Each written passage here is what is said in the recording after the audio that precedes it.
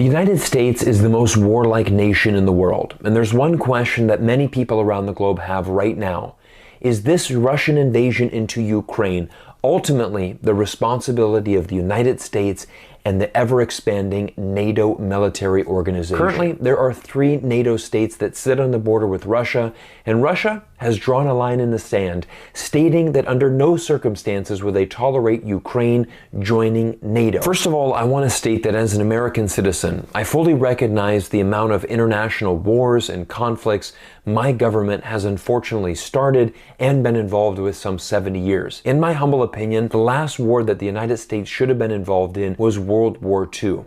The United States leads NATO, and many people around the world are frustrated with the plethora of war crimes and destruction that NATO has caused. During the 78-day NATO bombing of Serbia and Montenegro in 1999, the US-led NATO alliance committed similar or identical acts that it is now condemning Russia for in Ukraine.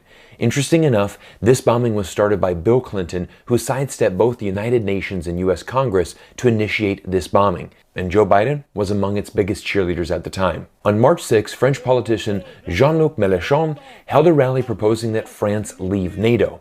The Frenchmen had strong words for NATO, calling it a useless organization which causes tensions almost everywhere. Let's be honest, the US and NATO broke their promises of NATO expansion, creating legitimate security concerns for Russia.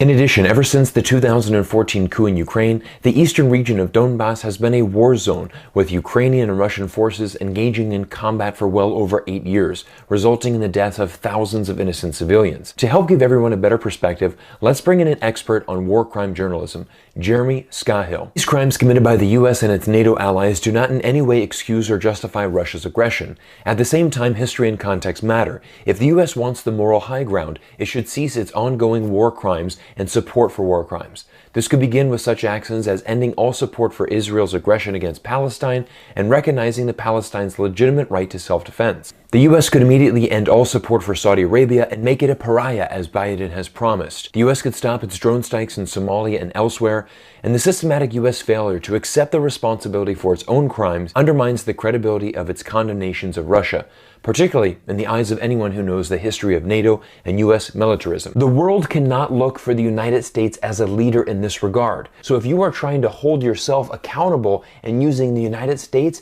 as a comparison, you of course are going to fail, because the United States is a disaster when it comes to war crimes around the world.